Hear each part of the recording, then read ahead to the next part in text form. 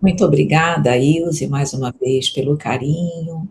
Feliz novamente por estarmos aqui no Centro Espírita Fé, Luz e Caridade. E vamos continuar refletindo sobre o Evangelho Espírita e a vivência do Evangelho de Jesus. Nesse momento, eu trouxe para as nossas reflexões, eu trouxe uma passagem, duas passagens, na verdade, dos Evangelhos, para que a partir delas nós possamos refletir. E por que eu fiz essa escolha? Porque há quem pense, muitas vezes, que as situações, as problemáticas, a vivência da época do Cristo nem sempre dialogam perfeitamente com a nossa realidade atual, com o nosso hoje, com a nossa vida moderna. Mas, na verdade, se nós tivermos olhos para ver, nós vamos perceber que em tudo Jesus nos ensinou. Todas as situações que Jesus vivenciou, todas as suas palavras que foram tão carinhosamente anotadas e trazidas pelos evangelistas, dialogam perfeitamente com o nosso hoje. Ou seja, se nós buscarmos em Jesus a resposta, o caminho, o remédio para as nossas dores, para as nossas problemáticas, nós vamos lá encontrar esse manancial gigantesco de auxílio, de amparo que nós precisamos para o nosso dia do hoje. Então, nesse primeiro momento, eu vou trazer uma frase que dialoga muito com o contexto das nossas reflexões, onde estamos falando sobre o conhecer o Evangelho, que é diferente do viver o Evangelho. Esse paralelo entre conhecer e viver. Então, uma frase que Jesus nos trouxe e que expressa muito bem essa ideia está lá no Evangelho de Mateus, no capítulo 15, versículo 8, quando Jesus diz: Este povo me honra com os lábios, mas o seu coração está longe de mim. E qual foi o contexto? Por que que Jesus disse essa frase, onde ele estava, o que ele estava a fazer, para que ele entendesse necessário trazer essa frase?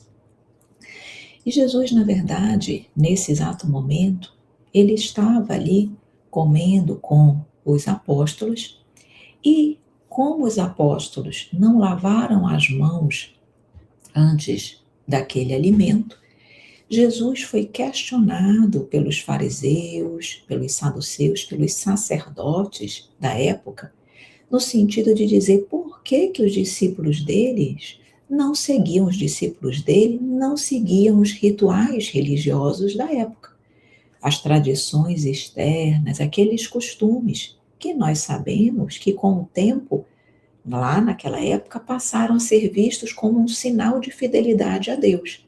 Então, aqueles que não cumpriam esses regramentos exteriores, esses rituais, não estariam sendo fiéis a Deus.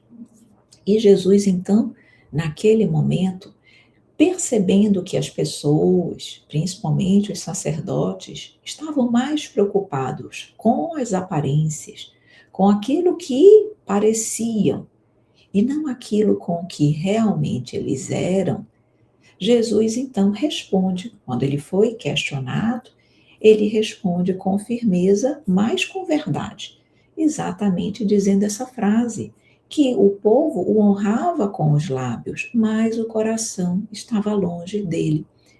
Então, quando Jesus nos fala essa frase, que cabe perfeitamente para as nossas reflexões entre o conhecer, porque alguém questiona, alguém duvida, que os sacerdotes, os fariseus, religiosos, conheciam a lei? Não. Eles eram, segundo a cultura da época, eles eram exatamente os tradutores, os intermediários de Deus na Terra. Então, as pessoas, em tese, mais hábeis e capacitadas com conhecimento para traduzirem a mensagem do Cristo. Mas lhes faltava o quê? A vivência. Então, Jesus, em nenhum momento, ele está ali condenando a prática religiosa, de forma alguma. Mas ele está nos alertando para algo muito mais profundo.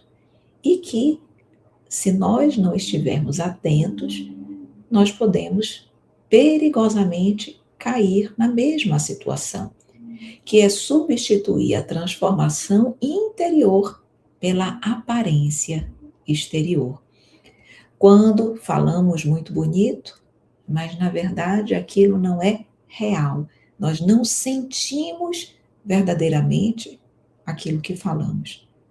Quando fazemos, mas não fazemos com entrega, com verdade. Faço para aparecer, faço porque acho que é importante para algo que no meu íntimo eu quero alcançar, mas não há uma entrega real, sincera pelo trabalho do Cristo. Quando parecemos, mas quando ainda não somos. Então é isso que Jesus nesse momento traz e nos chama, nos convida à reflexão quando ele fala essa frase. Ou seja, não é sobre aquilo que eu mostro, aquilo que eu aparento, mas diante de Deus é aquilo que verdadeiramente eu sou. Diante da nossa própria consciência, o que é que verdadeiramente eu sou? E a partir dessa reflexão do Cristo, que nos mostra então que nós precisamos estar muito conscientes daquilo que nós verdadeiramente somos perante a nossa consciência. Porque eu posso parecer para o mundo uma pessoa espiritualizada, mas para Deus, Ele sabe o que verdadeiramente me vai na alma. Ele sabe verdadeiramente que talvez eu ainda não consiga viver plenamente o Evangelho. Mas ele também pode saber que eu tenho me esforçado diariamente para vivê-lo, que eu tenho humildade para reconhecer, Senhor, eu ainda sou muito imperfeita. Reconheço, Pai, que diante de situações específicas, diante das situações, nem todas as situações eu consigo vivenciar plenamente o Teu Evangelho. Mas, Senhor, eu tenho me esforçado. Eu tenho percebido, Senhor, que as minhas quedas têm se espaçado, que hoje eu já caio menos do que antes eu caía.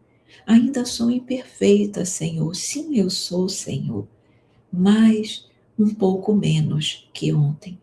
Então, Pai, ajuda-me a viver esse Evangelho de forma plena. Observemos que o conhecimento está aliado à vivência e que, embora eu ainda não consiga viver plenamente, há em mim ali a intenção, o desejo sincero de ser melhor. O que me move, ou não, mas na situação que eu estou dando, o que me move é a vontade realmente de ser e não apenas de parecer. E isso nós precisamos ter muito claramente nas nossas consciências, porque nós vamos ser essencialmente confrontados na nossa própria consciência, porque não há um tribunal no plano espiritual da espiritualidade amiga, onde eu vou estar ali com as minhas ações positivas ou negativas sendo expostas. É o tribunal da nossa própria consciência. E a doutrina espírita e o Livro dos Espíritos nos diz claramente, em inúmeras passagens, que Deus analisa, para Deus, vale muito mais a intenção do que o ato. Então, Deus vai avaliar o que me move. Qual foi a intenção? Por que fez? Com que objetivo? Então, observemos que estamos a falar do conhecer e do viver. E que mesmo quando não conseguimos viver plenamente, isso pode não significar queda. Porque pode estar ali um esforço, uma intenção sincera e real de ser melhor, mesmo quando se cai. E isso é muito consolador para as nossas vidas, porque quem de nós ainda não erra? Eu tenho certeza, eu sempre falo isso porque eu tenho certeza que é isso. Se nós pudéssemos, todos nós, estalaríamos os dedos para que amanhã não mais errássemos, não mais brigássemos, não mais agíssemos fora, distantes da lei de amor, da lei de justiça, de amor e caridade. Tenho certeza que se todos nós pudéssemos, amanhã nós seríamos espíritos de luz, seríamos anjos, espíritos perfeitos. Porque nós queremos viver o bem, mas ainda não conseguimos, porque não é assim tão rápido. Então, saber que nós estaremos sendo confrontados conosco e que almejaremos ou teremos condições de estar, de sentir, de vivenciar o reino de Deus nas nossas vidas, na matéria ou fora dela, pelo esforço sincero de fazer o bem, isso é muito consolador. Por isso nos diz a doutrina espírita que reconhece-se o verdadeiro espírita pela sua transformação moral e pelo esforço que ele faz em domar as suas más inclinações. Então é esse esforço sincero que nós precisamos trabalhar e que Jesus veio nos convidar e nos orientar. É a intenção, o que realmente nos move. E para que nós possamos refletir com mais detalhes sobre a intenção, a diferença entre o conhecer e o viver, nós vamos trazer uma outra história que está no Evangelho. Uma história pouquíssimo conhecida, mas que nos traz reflexões belíssimas. E eu também escolhi essa história do Evangelho exatamente para que nós possamos ampliar o nosso conhecimento sobre a Bíblia e sobre o Evangelho, porque está tudo lá. Basta nós nos debruçarmos e procurarmos estudar. Então, o que eu vou trazer agora, a história, está em Atos dos Apóstolos, a partir do capítulo 4. Então, o que nos conta em Atos? O que nos conta sobre as primeiras comunidades cristãs? Depois que Jesus foi crucificado, enfim, retornou, ascendeu aos céus, nós sabemos das lutas das comunidades. E nos conta, especialmente no capítulo 4, ali a partir do versículo 32, que as comunidades, as comunidades cristãs, elas procuravam realmente vivenciar o Evangelho do Cristo. Enfim, todos muito tocados pela mensagem, pelas orientações, de tudo aquilo que Jesus ensinou e viviam ali buscando e absorvendo essas informações através dos apóstolos. Então, as comunidades, exatamente por elas buscarem na prática, vivenciarem o Evangelho, nos diz que as pessoas, não havia ali, ninguém passava necessidades. Em que sentido? De que as pessoas que tinham mais, as pessoas que tinham casas, as pessoas que tinham algum imóvel, as pessoas vendiam esses imóveis e o dinheiro obtido pela venda desses haveres, aquele dinheiro era depositado para os apóstolos, para Simão Pedro, ou seja, era depositado ali em prol da comunidade, e aquele recurso, ele era utilizado, então, para suprir as necessidades de todos. Diz no versículo 32 do capítulo 4, essa frase eu vou ler porque para mim ela é fundamental. Ela diz assim: e era o coração e a alma da multidão dos que criam. E era o coração e a alma da multidão dos que criam. Ou seja, havia ali tanta união, tanta partilha, tanta fraternidade universal entre aqueles corações, que diz o Evangelho que eles ali eram apenas um único coração e uma alma. Tamanha a união daqueles corações.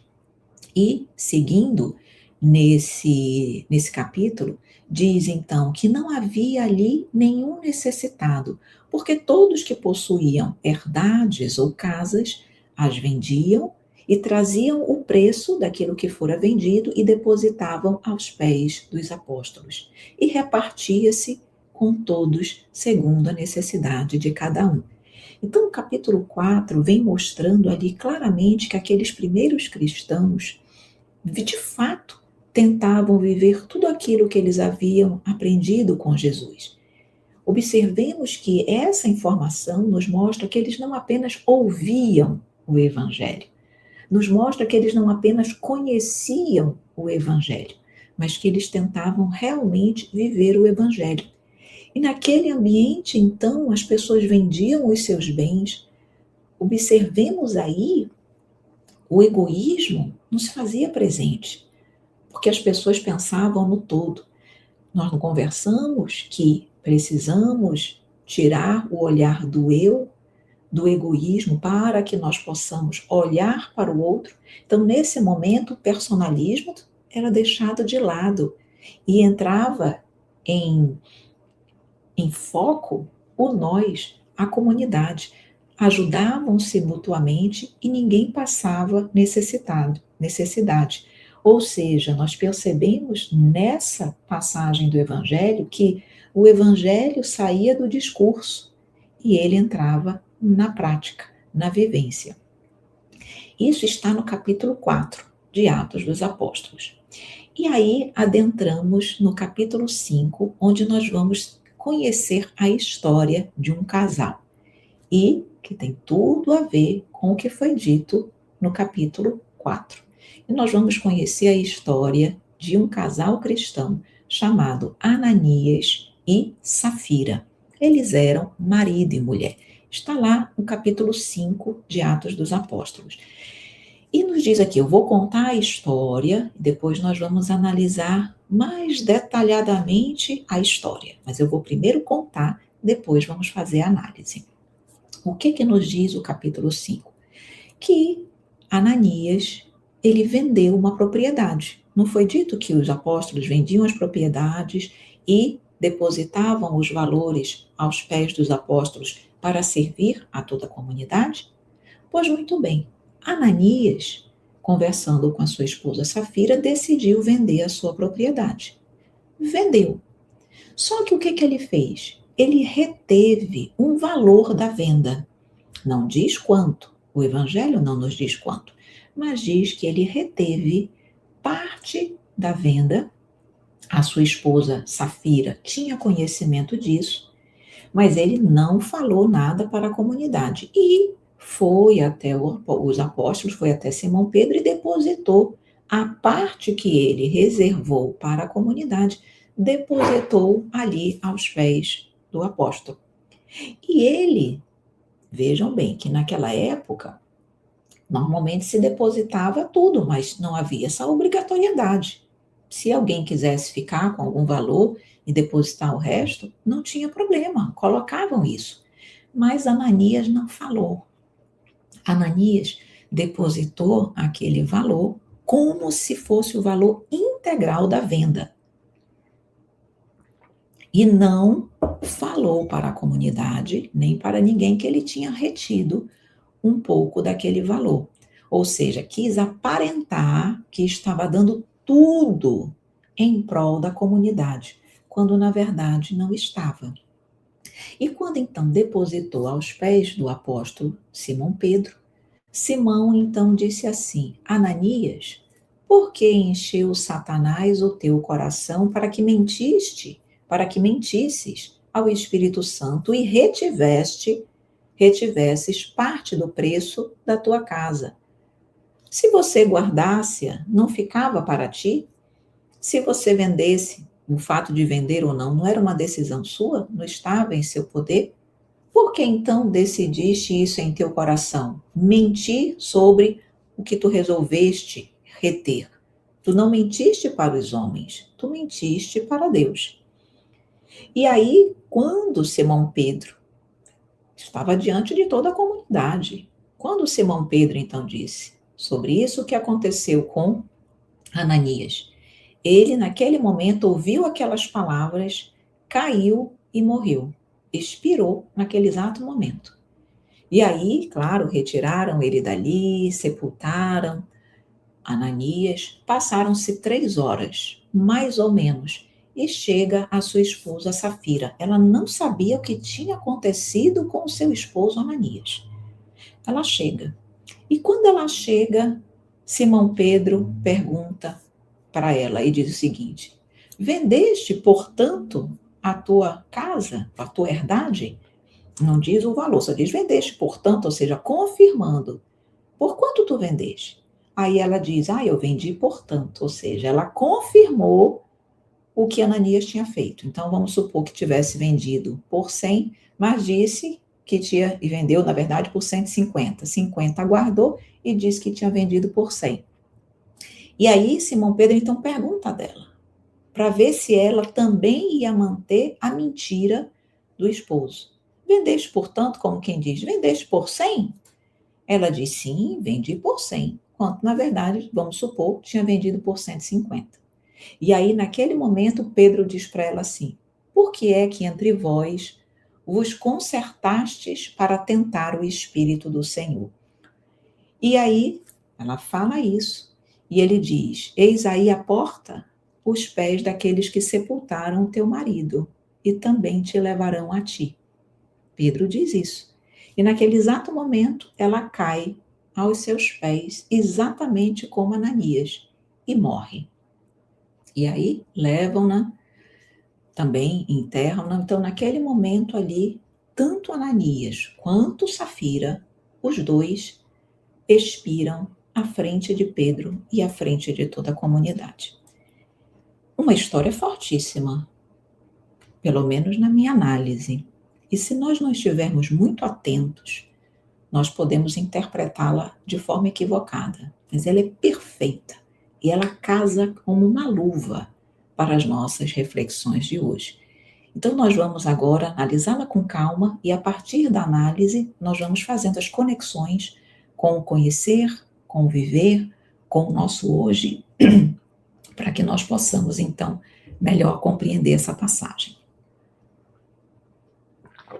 Aqui, então, essa passagem, ela vai essencialmente trabalhar a questão da coerência. Do entre o conhecer e o viver, tem que haver o quê? Coerência. Então, vamos lá. Nos diz, começa falando que Ananias, um certo homem, havia vendido essa propriedade. Ora, Ananias fazia parte daquela comunidade. Ananias e Safira eram cristãos. O que acontece? O que nós imaginamos a partir disso? Que eles viam que as pessoas de bem faziam, que os outros faziam, que vendiam, que ajudavam. Então, muito provavelmente, naquele momento, Ananias também queria fazer o bem. Naquele momento, Ananias também, muito provavelmente, queria participar daquele processo. Ele estava ali também querendo fazer o bem. Tanto é que ele separou uma parte, não disse uma parte maior ou menor, isso o Evangelho não nos fala, mas ele separou uma parte ali para a comunidade. Então, de qualquer maneira, já havia ali também um desejo de fazer o bem. Só que, talvez, e tudo indica pelas colocações de Simão Pedro, que havia ali também, talvez, um desejo de reconhecimento. Por quê? Ele poderia, não havia nenhuma ilegalidade em doar uma parte. Ele poderia, e as palavras de Simão nos mostram isso, ele poderia ter dito, olha, eu vou vender por 150, eu vou doar 100 e vou ficar com 50. Não tinha problema nenhum ele fazer isso. Mas ele quis parecer que estava dando 100%. Ele quis parecer que estava sendo caridoso ao máximo, porque ele estava vendendo toda a sua herdade, seu imóvel, a sua casa, estava doando tudo para a comunidade. Ou seja, Havia o desejo de fazer o bem, mas havia o desejo de parecer. Não havia coerência plena e total entre o conhecer e o viver. Então, a primeira reflexão, dentre tantas que nós já temos a oportunidade de fazer a partir dessa passagem é: quantas vezes nós também queremos fazer o bem, mas ainda não estamos totalmente prontos para aquele bem que nós almejamos? Queremos fazer muito, mas já estamos prontos, preparados para dar tanto? Ou ainda posso fazer pouco? É melhor fazer do que parecer, do que me colocar numa condição de maior caridade, de maior autoridade moral, quando na verdade eu não tenho. Então já vamos observando aí a questão da coerência, da intenção. Deus julga mais a intenção do que o fato. O que movia a intenção de Ananias e Safira? Então nós percebemos que ele reteve parte do preço. Ele podia guardar, ele tinha esse direito. O problema não estava em guardar. O problema estava exatamente quando você deixa de agir com verdade. A intenção vezes o ato. O problema não era o valor retido. O problema era o que você quer mostrar. Qual é ali a sua intenção? Tanto é que ele deposita aos pés dos apóstolos, porque esse ato de depositar aos pés dos apóstolos significava, era interpretado como uma renúncia, uma entrega total à causa cristã, à comunidade, ou seja, a Jesus. Então, naquele momento, quando ele vai entregar aquele valor, era como se ele dissesse assim: olha, eu estou entregando tudo, tudo que me pertence. Mas, na verdade, o ato dele dizia: mas no fundo, o meu coração não está aqui completamente. Porque se estivesse, a minha postura seria outra. Ou eu daria tudo, ou eu diria: eu vou ficar com uma parte, mas vou dar uma parte para a comunidade. Percebamos, na verdade, que não era sobre dinheiro, era sobre incoerência entre o que ele conhecia, o que ele queria parecer e o que de fato ele era. Simão Pedro, então, na hora que ele coloca ali toda o retorno, todo o valor da venda, Simão pergunta: por que encheu Satanás o teu coração? Aqui, óbvio que Satanás, nós já sabemos disso, não significa um ser, um espírito específico que se intitule Satanás. Claro que Satanás aqui é uma representação de todas as nossas imperfeições. Satanás é uma representação da vaidade que ainda nos vai na alma e nos faz querer parecer o que de fato não somos. O orgulho que ainda existe nos nossos corações, o desejo de parecer. Então aqui nós percebemos que a intenção dele ainda não era uma intenção realmente sincera, ainda era movida pela vaidade, pelo orgulho, pelo desejo de parecer bom demais, o que de fato ainda não era. E Simão pergunta: guardando-a, não ficava para ti?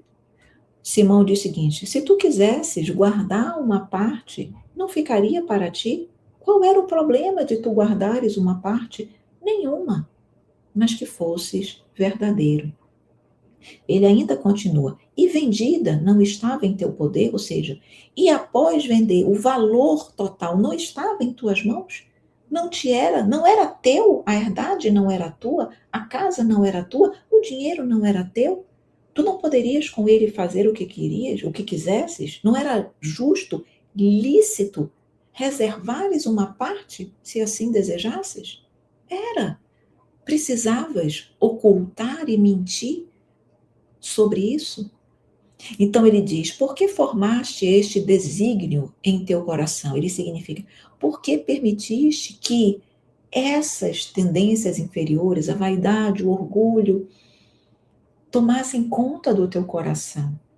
Tu podias reter, sem problema nenhum.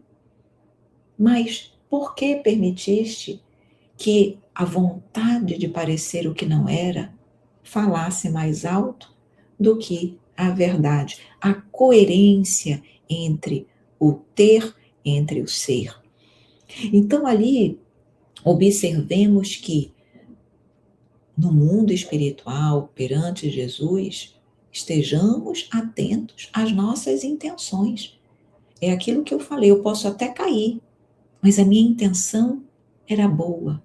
Há um reconhecimento ali da minha imperfeição e vai ser considerada a minha intenção, porque eu estou fazendo um esforço sincero sobre mim mesma para me melhorar. Agora é diferente de eu querer parecer correta e até agir corretamente. Mas quando a minha intenção ali não é uma intenção sincera e verdadeira de ser melhor, é uma intenção ainda de parecer melhor, de ser reconhecida, de receber aplausos. Então, nesse momento, eu já ganhei o meu pagamento. É o que nos diz o Evangelho. Então, naquele momento, eu estou mentindo para quem? Para os homens? Não, eu estou mentindo para Deus. Simão fala isso, não mentiste aos homens, mas mentiste para Deus. E aí vem a parte, um ponto delicado dessa passagem, porque Ananias expirou ao ser confrontado com as palavras e a verdade de Simão, e Safira igualmente. Tanto é que Simão disse, ele expirou e tu vais expirar também.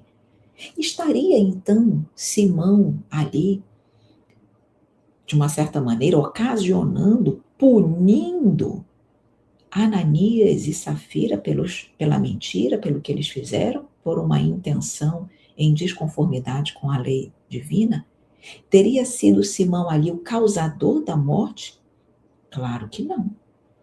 Isso seria total incoerência com tudo aquilo que Jesus ensinou. Jesus matou alguém? Não. Então Simão não iria fazê-lo. Na verdade, ali em nenhum momento houve uma punição divina ou de Simão. De forma nenhuma. Como nós devemos entender isso e que nós vamos trazer para o nosso dia a dia? Na verdade, Ananias, diante daquela revelação, diante daquela verdade que foi colocada ali diante do Pedro, de Simão Pedro e da comunidade, muito provavelmente diante daquela verdade com a qual ele foi confrontado, ele sofreu um choque moral profundo, gigantesco, gigantesco. Muito provavelmente um impacto tão grande que ocasionou e repercutiu no seu organismo físico. Uma culpa muito intensa, que provavelmente decorria de uma própria desarmonia espiritual que ele já enfrentava. Repercutiu aquela culpa, aquele choque moral, aquela vergonha, repercutiu no seu corpo físico e muito provavelmente causou ali enfim, um ataque cardíaco, alguma coisa. Foi Deus que o puniu? Foi Simão Pedro que o puniu? De forma nenhuma. Foi a própria consciência que despertou daquela forma abrupta e que causou aquele impacto, aquele choque emocional e moral, porque ele via claramente ali, e todos viram, a diferença entre o que ele buscava ser e o que de fato ele realmente era. Não foi Deus que o puniu, foi a verdade que ele ainda não estava preparado para sustentar. E aí, naquele momento, ele sucumbiu. E a mesma coisa aconteceu com Safira. Quando Simão Pedro disse, tu também vai expirar, não é que ele estava ali jogando uma praga para ela, mas ele estava visualizando o futuro, visualizando o que aconteceria com ela decorrente da lei de causa e efeito, que não tem quem possa ou queira fugir da lei de causa e efeito. Ela sempre estará conosco e nos acompanhará. Então, quando Simão Pedro afirma isso, ele apenas visualizou o que também aconteceria com ela. Ou seja, a colheita que ela mesma faria a partir dos seus atos. Igualmente, então, e observem, ela teve a oportunidade ali de falar a verdade. Porque Simão Pedro perguntou: foi portanto que vendeste a herdade? Ela poderia: não, Simão. Na verdade, nós vendemos por um valor maior, mas retivemos, eu e Ananias, certo valor.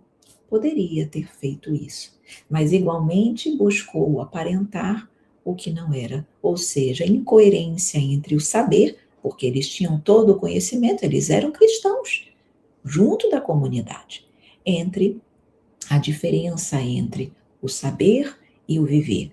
Então, mais uma vez, nós percebemos aí que Deus não castiga, somos nós que vamos colher aquilo que nós tivermos escolhido viver. Então, será que nós vivemos aqui? Isso é uma passagem extremamente importante. Tantas passagens poderiam estar no Evangelho. Por que que essa foi escolhida? Por que que está presente em Atos dos Apóstolos? Para nos assustar? De forma nenhuma. Para nos despertar. Para nos mostrar que o que aconteceu com Ananias, o que aconteceu com Safira, pode acontecer e acontece conosco nos dias de hoje. Faz parte da nossa experiência humana, pode se repetir, inclusive dentro de uma casa espírita. A casa espírita é o ambiente, é um instrumento, como nós vimos, para que nós possamos nos curar das nossas próprias dores. Mas se nós pensarmos bem, a história de Ananias e Safira, ela fala diretamente conosco, porque assim como eles, há aqueles que frequentam as casas espíritas há anos, tudo conhecem, mas não se envolvem de verdade, não se transformam de verdade. E estarmos na casa espírita não significa estarmos verdadeiramente com Jesus. Podemos estar ali pensando nos nossos problemas, julgando alguém, distraídos, tentando parecer o que eu não sou, menos vivendo o que de fato eu estou ali para viver. Presença física, todos nós podemos dar e ter, mas presença real, entrega de coração, exige trabalho, exige intenção, exige esforço. Ananias também fez algo bom, mas a intenção não estava completamente alinhada. E eu? Por que eu faço o que eu faço na casa espírita? Porque eu quero verdadeiramente? Porque isso para mim faz sentido? Porque é isso hoje que tem significado na minha vida? Ou eu ainda faço o que eu faço, movido por interesses personalistas, interesses ainda distantes do pensamento, da vontade e dos ensinamentos de Jesus? Se Jesus estivesse hoje ao nosso lado, o que ele diria? O que ele pensaria do meu coração, das minhas escolhas, daquilo que eu faço dentro da casa espírita? Então, que nós possamos, e já caminhando para as nossas reflexões finais, que a partir dessa história, que nós possamos então lembrar que o Evangelho não é para ser visto. Ananias queria que o Evangelho, que a ação dele fosse vista. Mas o Evangelho não é para ser visto. O Evangelho é para ser vivido. A casa espírita é um lugar de aprendizado, de recomeço, de cura das nossas próprias imperfeições. É um local, um hospital de cura para as nossas próprias dores e doenças. Então, que nós possamos estar muito conscientes das enfermidades que ainda nos vão na alma. Não para que eu exija de mim uma mudança e uma reforma imediata da noite para o dia. Não. Mas que eu possa ser coerente com o que eu ainda sou. Imperfeita, mas que está a todo momento buscando ser melhor um pouquinho mais. E para finalizarmos as nossas reflexões, eu gostaria de encerrar com uma poesia. Então, de forma muito singela, preparamos uma poesia para que nós pudéssemos, então, finalizar nesse momento as nossas reflexões. E a poesia se intitula Entre o Parecer e o Ser. E nos diz: quero aprender a viver sem me esconder, sem vestir por fora o que não sei ser. Que meu gesto combine com o coração e minha verdade não seja ilusão. Quantas vezes falei de amor sem sentir, quantas vezes servi sem me construir. E mesmo na casa onde aprendi sobre luz, perdi-me de mim, afastei-me de Jesus. Ele não me pede um brilho exterior, nem gestos vazios que escondem a dor. Jesus olha em mim o que ainda não sou, mas ama, paciente, o pouco que eu dou.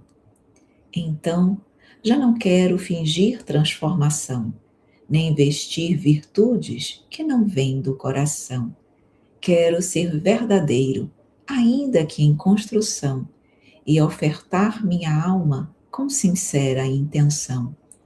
E quando eu estiver diante da luz, sem máscaras, sem medo da própria cruz, que eu seja verdadeiro no que me conduz e tenha a coragem de viver como ensinou Jesus. Muito obrigada.